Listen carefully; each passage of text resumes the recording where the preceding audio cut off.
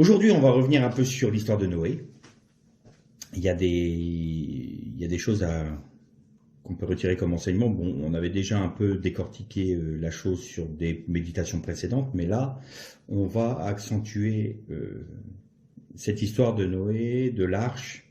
Alors évidemment, l'histoire de Noé est toujours une belle histoire à raconter aux enfants. On voit l'arche avec la girafe qui dépasse, et voilà, il est sur l'eau, c'est magnifique, il y a tous les animaux, c'est voilà, c'est très romanesque, mais il y a des profondeurs spirituelles. Ce qu'il faut savoir, c'est que la Torah n'a pas du tout été écrite pour satisfaire la curiosité des hommes. C'est pas un livre historique. C'est pas un livre qui sert à être interprété pour pour rentrer dans une théorie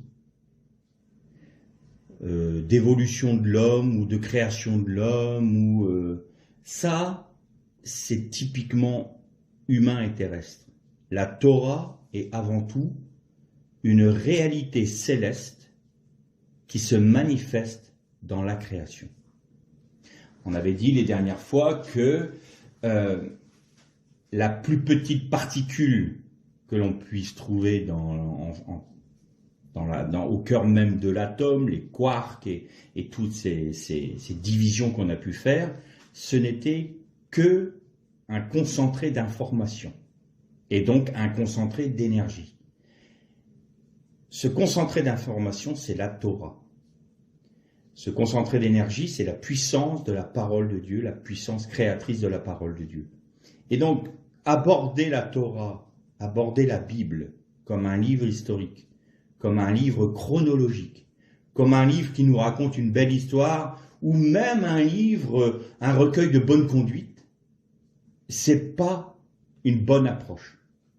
La bonne approche, c'est quelle est la puissance créatrice que contient la Torah, la Bible. Comment est-ce que je peux trouver la puissance de l'énergie de la parole de Dieu dans la Torah? Et là, on a une meilleure approche. Parce que tout ce qui est des cieux, la réalité céleste, trouve son expression sur terre. Il y a un tabernacle céleste, il y avait un tabernacle terrestre. Il y a une Jérusalem céleste, il y a une Jérusalem terrestre. Il y a un fils de l'homme dans les cieux, il y a un Adam sur la terre. Tout est le reflet d'une réalité céleste.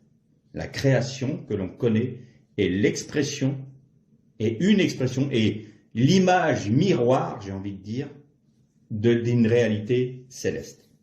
Et donc, en ce qui concerne Noé, il faut que l'on trouve, que l'on cherche dans la Torah, quel est le message, j'ai envie de dire, le message céleste qui se trouve en son sein.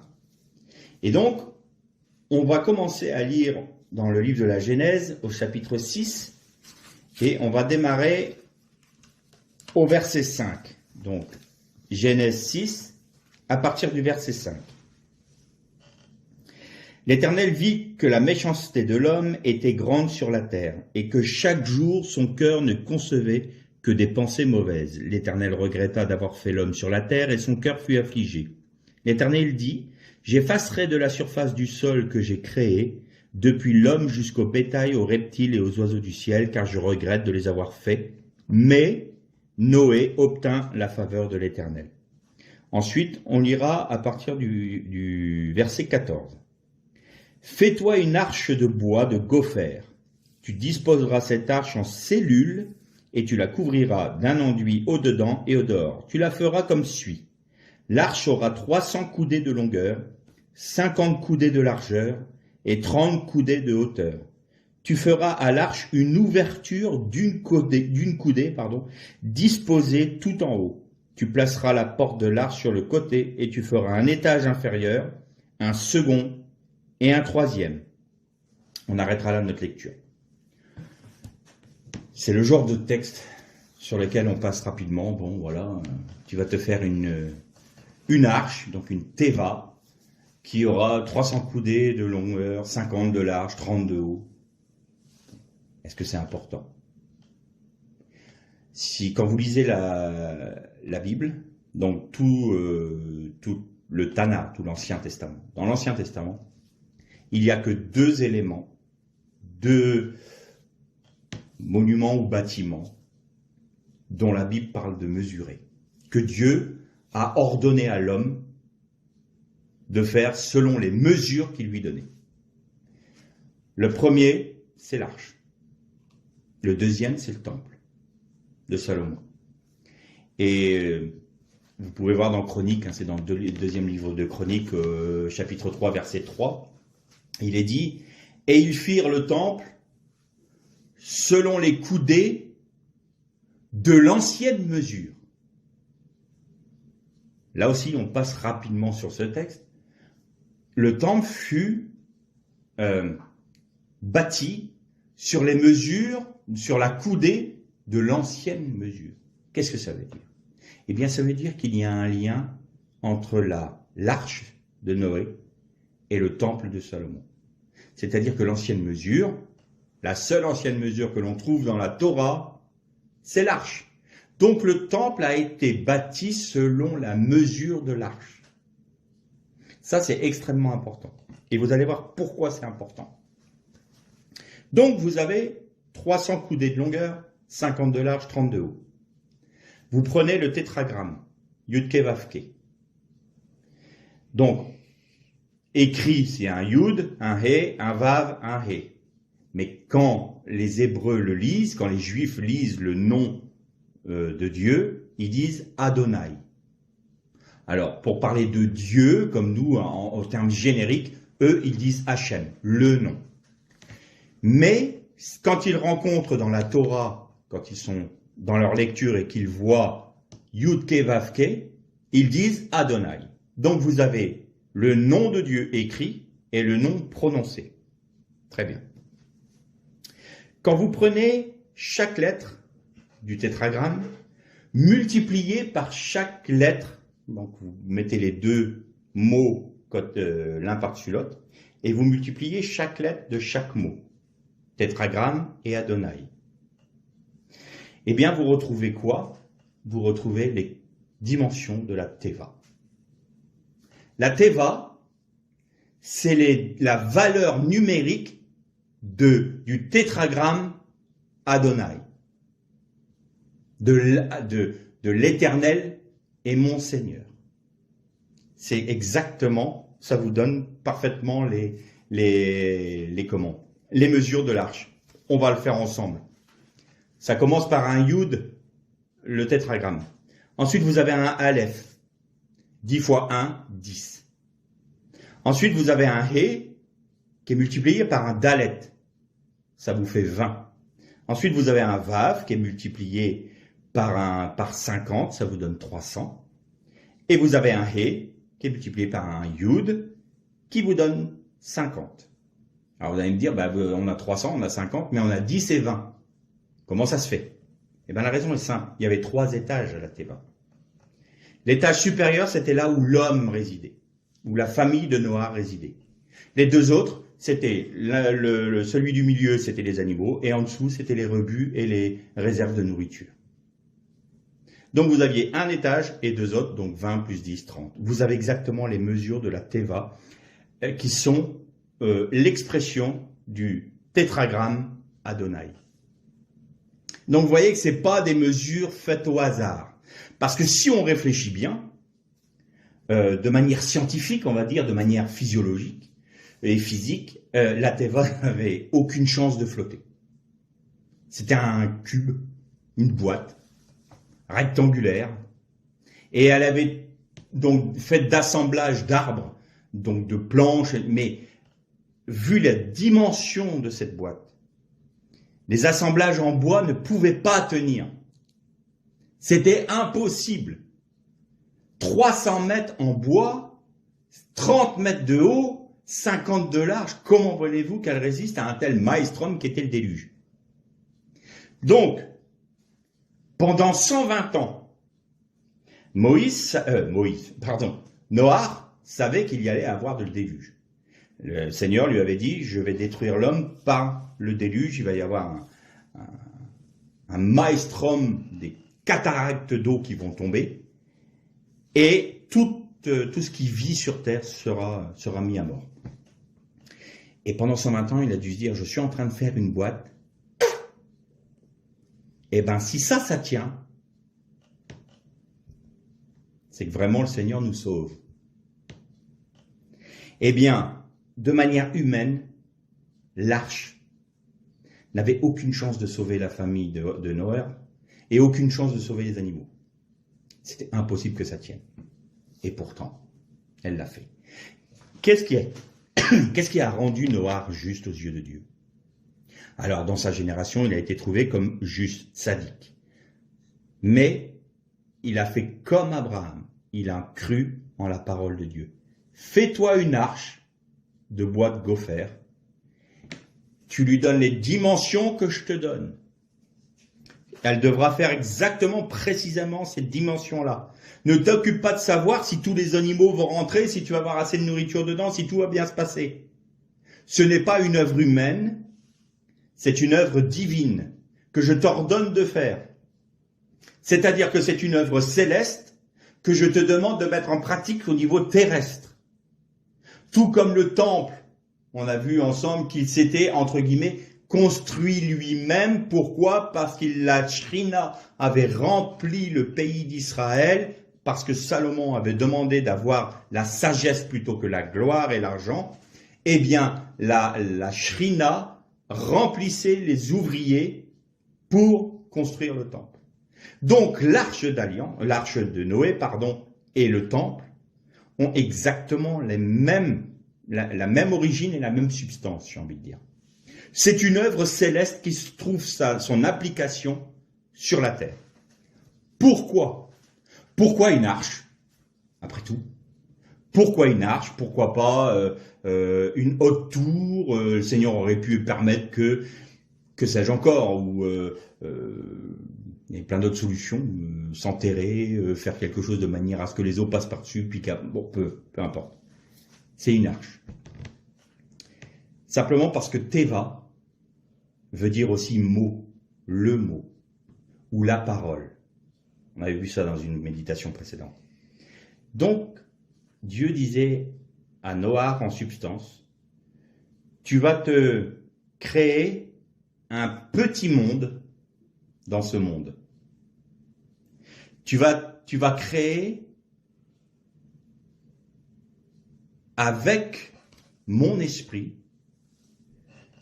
tu vas faire un reste de l'humanité. La Teva, l'arche, n'était pas du tout une simple boîte. C'était un monde dans le monde. Depuis Adam, Noah était la 10e génération. En hébreu, on dit le maaser. Le maaser, c'est la dîme. On peut dire que Noah, c'était la dîme de l'humanité.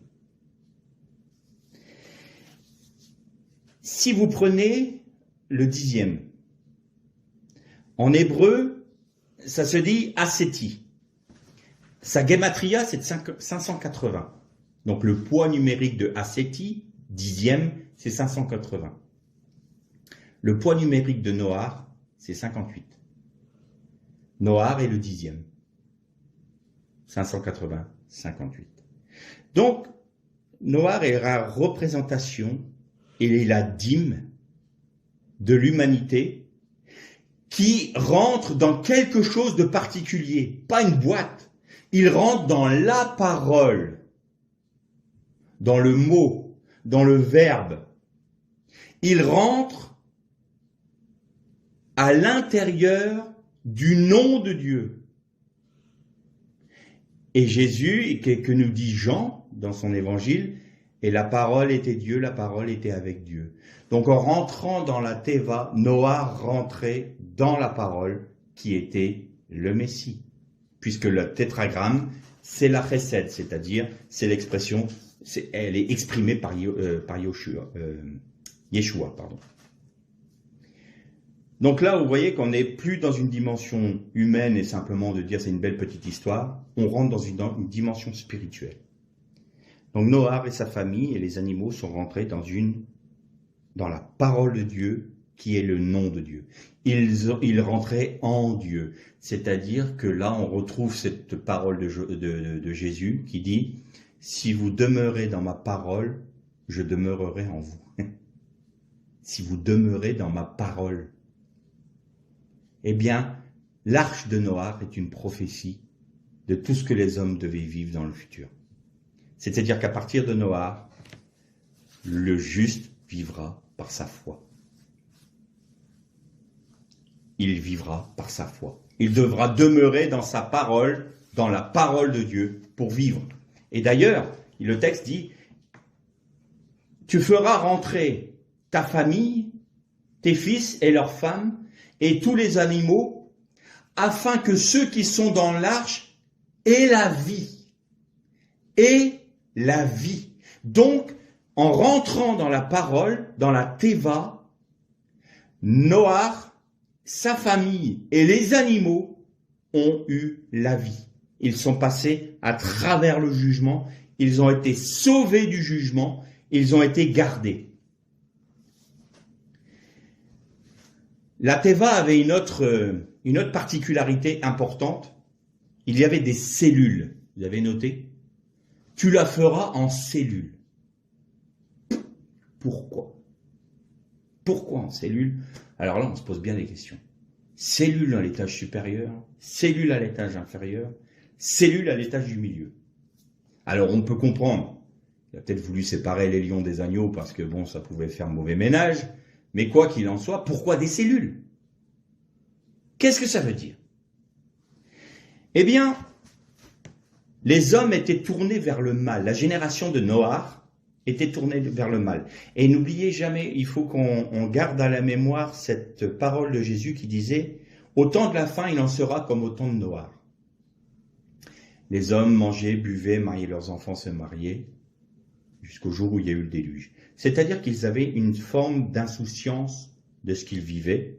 Ils ne se préoccupaient pas de savoir et de reconnaître les temps de Dieu et également de se préoccuper de la prédication de Noah. Parce que pendant qu'il était en train de la construire, la Teva, Noah prêchait « Repentez-vous, parce que le jugement de Dieu arrive ».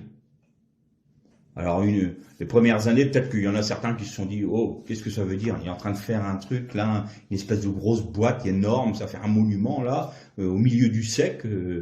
Peut-être que ce qu'il dit, là, il y a peut-être quelque chose d'intéressant. Plus de 2 ans, 3 ans, 10 ans, 20 ans, 40 ans, 50 ans. Au bout de 60 ans, ils se sont dit « C'est encore un illuminé, il est en train de faire sa boîte, là. Pauvre gars, quoi.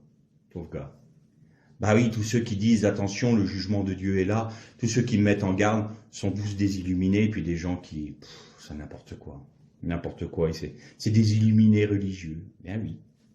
Et puis au bout de 120 ans, eh bien, la porte de l'arche a été refermée par Dieu. Et croyez-moi, tous ceux qui se moquaient de Noah, tous ceux qui méprisaient ce que Noah disait en disant « Repentez-vous parce que là, le jugement arrive. » Quand ils ont vu les premières cataractes de pluie tomber, parce que dans le texte biblique, il est dit que les écluses des cieux s'ouvrirent. Mais en fait, le mot hébreu, c'est des immenses cheminées, non pas pour la fumée, mais pour l'eau. C'est comme s'il y avait des immenses tuyaux qui s'étaient ouverts pour laisser tomber toutes les eaux du ciel sur la terre. Croyez-moi que quand ils ont vu comment ça tombait l'eau, il y en a plus d'un qui ont dû taper sur la terre pour dire « Sauve-nous, sauve-nous, sauve-nous ». Mais il était trop tard. Ceux qui se moquent aujourd'hui sont ceux qui pleureront demain. C'est pas parce que je veux, c'est pas dans un esprit de vengeance que je dis ça. C'est simplement dans un esprit de, vous voulez pas vous repentir, mais vous allez avoir part au jugement. Rentrez dans la parole de Dieu. C'est encore un jour de grâce aujourd'hui. Mais si vous le dédaignez, si vous vous moquez de cet appel-là, vous allez participer au jugement qui va tomber sur l'humanité et qui est déjà en cours. On pense que ça va arriver plus tard. Non, le jugement est déjà en cours. Mais on se moque. On se marie, on mange, on boit, on se marie nos enfants. Oh, on va pas écouter encore ces fadaises de religieux. Oh là là, tout cela, ça c'est des bigots. Voilà, rien, ils vivent même pas. Il y a rien tout ce que le monde leur propose, ils le refusent. Ils sont là, oh, ils ont une vie triste. Ah, on a une vie triste, oui. On a une vie en Christ. C'est différent. Et donc, on vit dans la parole. Et donc, je disais que les hommes étaient tournés vers le mal. Et quelle était la particularité?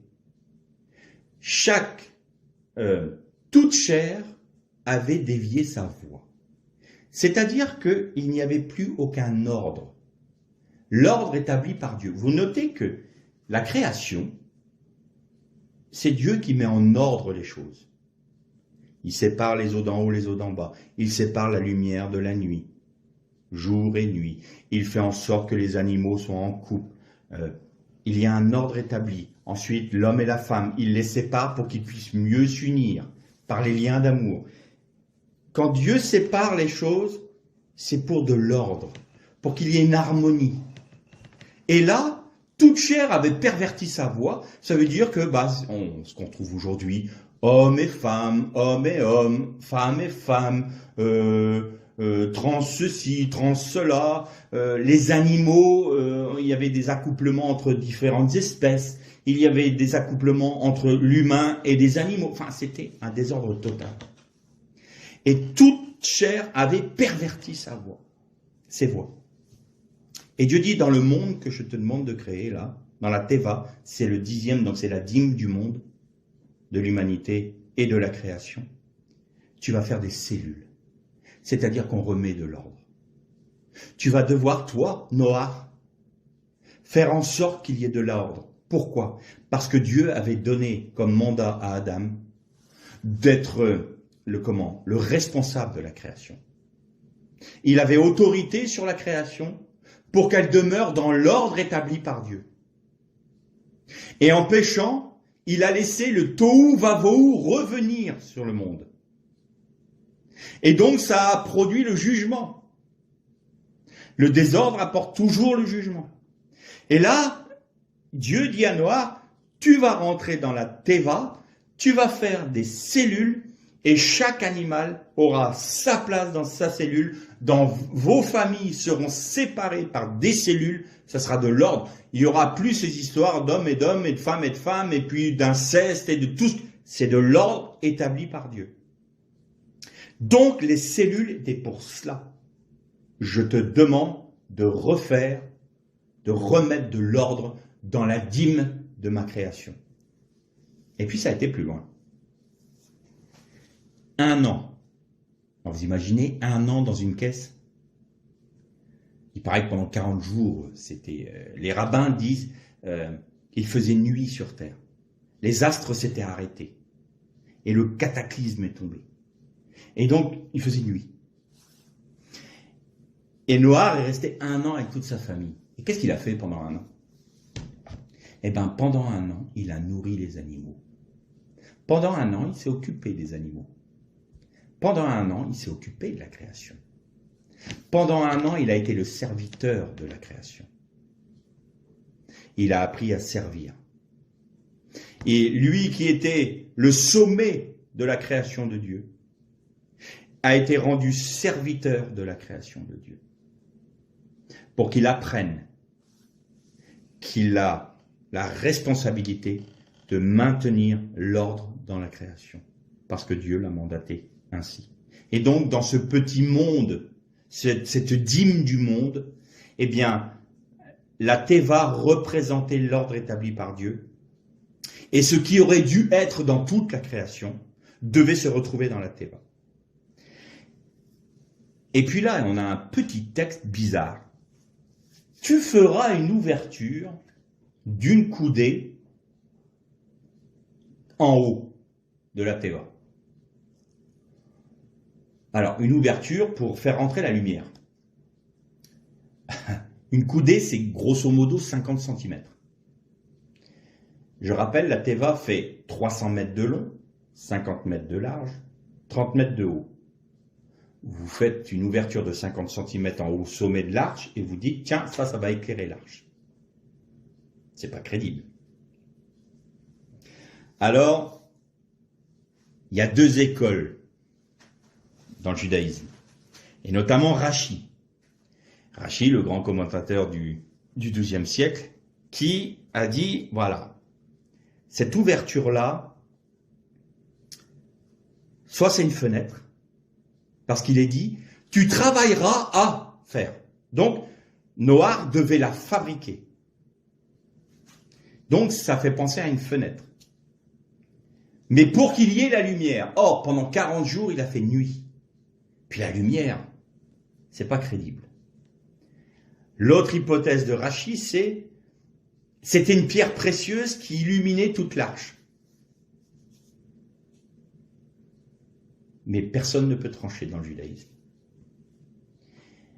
Alors, je ne me mets pas au niveau de Rashi, rassurez-vous, mais j'ai ma petite idée là-dessus. Et je vais vous la partager, vous verrez ce que vous dites. Le mot ouverture, c'est tsoar. Et tsoar a pour racine or. Or, c'est lumière. Sauf que, une fenêtre, en hébreu, ça se dit chalon. Donc, c'est pas une fenêtre. C'est une tsoar. Tu feras une lumière. Tu feras une lumière. Bien.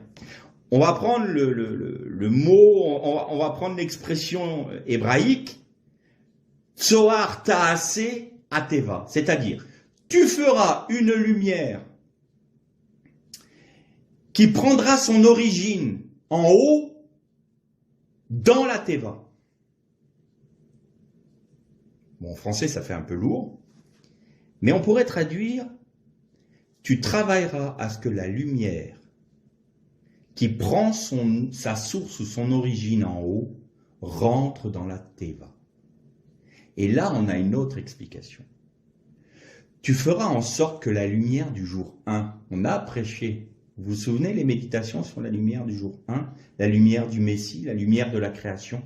Tu travailleras à faire en sorte que cette lumière-là rentre dans la Teva, c'est-à-dire que l'histoire de la Teva ne peut résider et résister aux éléments que parce qu'il y aura cette lumière-là, parce que c'est la lumière de l'esprit, la lumière du Messie, la lumière de la création, la lumière du salut. Et donc la Teva ne peut flotter que parce que tu auras fait ça. Et pourquoi une coudée? Simplement parce que la coudée, c'est la mesure élémentaire du temple et de la Teva. Le mètre étalon, nous aujourd'hui, le système métrique, c'est 1 mètre, 100 cm, 1000 millimètres, mais c'est 1 mètre. Eh bien, la mesure étalon, c'était la coudée. Et donc, cette, entre guillemets, c'est sur le plan spirituel qu'il faut se placer, pas sur le plan humain, c'est pas 50 cm sur 50 cm, même moi j'y passe pas. Pas ça. Alors pensez donc, la lumière, il suffit que je me mette en dessous de cette lumière-là, terminé, je bouge toute la lumière de la Teva. Donc c'est pas pour ça. C'est vraiment, on peut même aller plus loin quand il est dit la source, on peut même, c'est le mot mère, la matrice de la lumière. La matrice de la lumière, tu feras en sorte que, donc tu travailleras à, tu vas permettre toi, par ta décision, par le fait que tu fasses cette ouverture physique, c'est l'expression d'une réalité spirituelle, c'est la lumière du jour 1 qui va pénétrer dans la Teva, et cette lumière-là peut illuminer toute la Teva, tout comme la lumière du jour 1 illuminait toute la création avant que les astres ne soient créés. Et donc, les 50 cm, la coudée, c'est simplement parce que cette lumière-là, elle a sa dimension spirituelle. C'est la coudée du temple, c'est la coudée de la Teva. 300 coudées, 50 coudées, 30 coudées. C'est les dimensions, c'est le mètre étalon. Donc tu feras en sorte. N'oublie pas que ce petit monde-là que je crée, cette dîme de l'humanité, de la création que je mets dans la Teva, je veux qu'elle marche à la lumière du jour 1, à la lumière de du jour de la création, la lumière de la création, la lumière du Messie. C'est comme ça que je veux que ça marche. C'est comme ça que je veux que ce petit dixième de l'humanité fonctionne. Ce que Noah a fait. Et donc là, je donne une troisième voie à ce que disait Rachi. Je pense que c'est une fenêtre, effectivement, physique. Mais la pierre précieuse, en fait, c'était l'Esprit de Dieu, l'Esprit du Messie, qui devait résider dans toute la Teva. Donc on peut dire que lorsque Noah et toute sa famille et tous les animaux qui étaient dans la Teva ont eu la vie sauve parce qu'ils ont demeuré dans la parole et ils ont demeuré dans le nom de Dieu, dans le nom de Yeshua. Et donc, en demeurant dans la parole, ils ont été délivrés du jugement.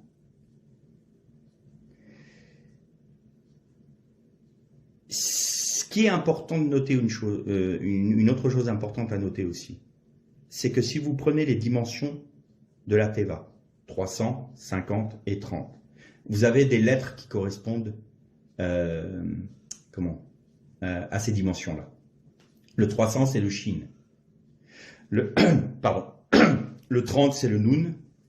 Le 50, c'est le Nun. Et le 30, c'est le Lamed. Eh bien, ces trois lettres-là forment un mot. C'est Lachon. Et Lachon, c'est la langue. D'ailleurs, on dit le Lachon Hara, c'est la langue méchante. Et quand Paul nous dit qu'il n'y ait pas dans vos assemblées de bouffonneries, de paroles malséantes ou de choses profanes dans vos assemblées. Pourquoi? Parce que celui qui maintient sa langue demeure dans la parole de Dieu. Si nous voulons demeurer dans la Teva, si nous voulons demeurer dans la parole de Dieu, nous devons prendre garde à nos mots, à ce que l'on dit. Et nous devons mettre une barrière à notre langue pour pas que notre langue devienne une lachon hara, c'est-à-dire une langue méchante, mais que ce soit une langue qui loue le Seigneur, qui adore Dieu, qui donne des paroles d'exhortation, des paroles. Ah ben évidemment, hein, c'est pas rigolo pour ceux qui se moquent de la Teva, pour ceux qui se moquent des chrétiens et des juifs, pour ceux qui se moquent de la religion. Oh, ils sont pas marrants les chrétiens. Ça ne veut pas dire qu'on ne peut jamais blaguer, c'est pas ce que je suis en train de dire. Mais il y a un temps pour tout. Et quand on est en Dieu, on parle des choses de Dieu. On n'est pas là pour plaisanter. Et on n'est pas là aussi, c'est plus que ça. Ne dis pas de mal de ton prochain. Ne pense même pas de mal de ton prochain. Ne pense pas de mal de ton ennemi. Ne parle pas en mal de ton ennemi. Mais bénis-le. Ce que nous dit le Seigneur. Ah, c'est pas évident, hein. Ça, c'est pas évident. Mais bon, on a compris le chemin. Mon juste vivra par sa foi, Christ qui vit en nous. C'est ça, c'est la croix, ça. Mais on doit dire au Seigneur, oui, je le veux, ça. Je ne veux plus maudire mon prochain. Je ne veux plus dire des choses mauvaises sur mon ennemi. Parce que ça, c'est la lachon hara. Et si on a une lachon tov, une bonne langue, alors je demeure dans ta parole. Et en demeurant dans sa parole, on est protégé du jugement. Donc vous voyez que, en quelques mots, sur quelques passages de la Torah, on a découvert que dans la Teva de Noah, il y a des merveilles spirituelles qui y résident.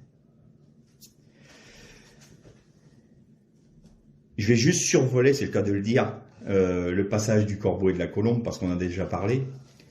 Pourquoi le corbeau, Noah a ouvert une fenêtre, justement.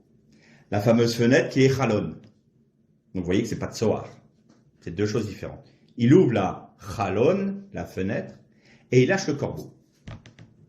Et il est dit que le corbeau revenait, repartait, revenait. Et Noah l'empêcha de rentrer dans la Teva. Une fois que le corbeau a été mis dehors, le corbeau ne pouvait plus revenir dans la Teva, Noach ne le voulait pas. Eh bien, spirituellement, ça veut dire exactement travailler à ce que l'Esprit de Dieu demeure dans la Teva. Le corbeau, c'est l'expression du mal. C'est un animal impur. Et c'est un nécrophage. Donc, ce qui typifie le corbeau, c'est le lien, il se nourrit de la mort. Il se nourrit de la mort. Et donc, il n'avait pas la place, sa place, dans la teva de vie. Et donc Noach l'a empêché de revenir. En quelque sorte, il extirpait la malédiction de mort qui résidait sur le 10e de l'humanité et il le chassait de la parole, il le chassait de l'humanité, de cette dîme de l'humanité. Il a chassé le mal, il a chassé ce qui se nourrit de la mort. Et donc il ne lui a pas permis de revenir dans la teva. Pour la colombe, alors là on en a déjà parlé, la colombe part une fois, elle ne trouve pas un emplacement où poser ses pieds, elle revient. Il attend 7 jours. Ça veut dire quoi 7? Ça veut dire il attend la plénitude du temps de Dieu. Et il relâche la colombe. Et elle revient avec un rameau d'olivier. Alors là, vous avez, c'est même plus du symbolisme, c'est de la prophétie, c'est tout ce que vous voulez. Le rameau d'olivier, c'est l'arbre de lumière. Pourquoi? Parce que son huile donnait la lumière. C'est l'huile d'onction sainte, donc c'est l'onction du Messie. C'est la colombe qui virevolte au-dessus du tohu vavohu. Donc c'est réinitialiser la nouvelle création. C'est la colombe qui s'est posée sur la tête de Jésus, j'en suis convaincu, parce que Dieu est maître du temps. Et elle est partie chercher le rameau où? Certains rabbins disent qu'ils en trouvent que la colombe a pris le rameau d'olivier sur le mont des Oliviers. J'aime assez cette pensée-là. J'aime assez cette pensée-là. Et il est dit que quand Noach est sorti de l'arche, il fit des sacrifices à Dieu. Et des rabbins disent, des sages d'Israël disent, il a fait l'autel pour les sacrifices sur le mont Moria, sur le rocher. Le rocher de la Hakeda, là où Abraham devait sacrifier Yitzhak. Tout est lié. Et je ne serais pas surpris que ça soit la vérité. Pourquoi? Parce que la Torah est une parole de vie. Et ce qui se passe sur la terre, c'est le reflet de ce qui est dans les cieux. Ça me paraît logique. C'est pas un olivier au hasard qui a été choisi. C'est pas un endroit au hasard qui a été choisi par Noach pour sacrifier les animaux. Il y avait tout un symbole spirituel derrière ça. La preuve, c'est que toute la Torah, même la Teva, nous parle de tout ce symbolisme spirituel qu'il y a derrière. Et donc la colombe, au bout d'un moment, n'est plus revenue. Ça nous montre l'esprit qui travaille dans la nouvelle création en Noach pour la maintenir. Parce que je vous ai parlé du fameux psaume 104, l'ode à toute la création. Ton esprit se retire de l'animal, il revient, il retourne à la poussière. Ton esprit revient dans l'animal et il renaît. Il y a cette notion où l'esprit de Dieu non seulement a créé l'univers et toute la création en utilisant la parole, c'est-à-dire que le Saint-Esprit a pris la puissance de la parole divine qui n'est autre que le Mashiach pour créer l'univers et toute la création. Et c'est encore l'Esprit qui renouvelle cette création chaque matin. C'est l'Esprit de Dieu qui maintient la création en place. Je terminerai rapidement sur un point important. Dans le récit de la création, vous trouvez 6 fois le mot « émet ». Émet, ça veut dire vérité. Et à chaque fois, il est lié à Elohim. C'est en saut de lettres. Vous avez un Aleph, un Mem et un Tav. Elohim et Hashamayim ve'et haaretz. Hashamayim, vous retrouvez donc en saut de lettres Emet. Et ça arrive 6 fois dans le récit de la création, des 7 jours, jusqu'au jour du Shabbat. Et dans toute la Torah, vous trouvez le mot Emet 318 fois. Et vous trouvez combien de fois le mot Elohim? 318 fois. Exactement la même chose. Pourquoi 6 fois dans la création? C'est-à-dire que l'œuvre de la création, c'est l'expression de ce que Dieu a voulu, parfaitement. D'accord? Si on prend le nom de Dieu, le tétragramme, et on appelle ça une règle de Gematria, ce qu'on appelle le Mitzpar Katan. Le Mitzpar Katan, c'est vous prenez toutes les dizaines et vous ramenez tout, vous enlevez les zéros pour retrouver des chiffres. Donc vous reprenez le nom, le tétragramme, en Mitzpar Katan. Vous avez 17. Ça fait 17 le poids numérique du mot. Exactement le même poids numérique que Tov, bien et bon. Donc, tout ce que Hachem, tout ce que Adonai a fait est bon parce que tout est bon en lui. D'accord? Et donc, vous retrouvez 6 fois Emet, 6 fois le mot vérité. Et quelle est la lettre qui correspond à 6? C'est le Vav. Et le Vav, il est considéré comme la lettre du Messie, parce que c'est un crochet ou un clou. Et c'est ce qui unit deux choses. Et vous allez voir que quand il est dit « Dieu dit » à Noach, tu fais ceci, à chaque fois c'est le verbe « vayomer ». Alors, si vous prenez le mot « amar », « amar » c'est « dire ». Mais quand vous dites « amar », ça peut dire aussi « il a dit ». Donc, troisième personne du singulier au passé. Il a dit. Si vous voulez dire « il dira », vous allez rajouter un yod. Et ça va faire « yomar ». Yomar, c'est « il dira ». Et quand vous avez un vav qui est rajouté, alors ça, on appelle ça le vav convertif. Aucune langue au monde n'utilise cette loi-là, cette règle de conjugaison. Même l'hébreu moderne ne l'utilise plus. Vous ne trouvez cette forme de conjugaison que dans la Torah, que dans la Bible. Et le verbe, le vav convertif, qu'est-ce qu'il a comme particularité? C'est que vous dites vayomer, donc avec un vav au début, et ça dit en même temps, il a dit, il dit, il dira. Quand je vous ai parlé du temps à l'éternité, c'est ça. Vayomer. Et tous les verbes qui sont utilisés quand Dieu fait, Dieu dit, c'est va, yomer, va, barar. Il y a toujours ce vav convertif qui est là, qui nous montre que ce qu'il a dit à Noach, là, vayomer Noach, il le dit encore aujourd'hui, et il le dira encore demain. C'est la raison pour laquelle la parole de Dieu est éternelle. Et ce vav-là, donc valeur numérique 6, quand vous l'écrivez en lettres pleines, c'est vav, vav. C'est deux lettres, c'est les deux lettres vav. 6, 6. 6 plus 6, ça fait 12. Vous avez les 12 tribus d'Israël. Vous avez les 12 apôtres. Une journée est séparée en 12 heures le matin, 12 heures l'après-midi. L'année est séparée en 12 mois. C'est la valeur fondamentale de la création. 12. 2 vav.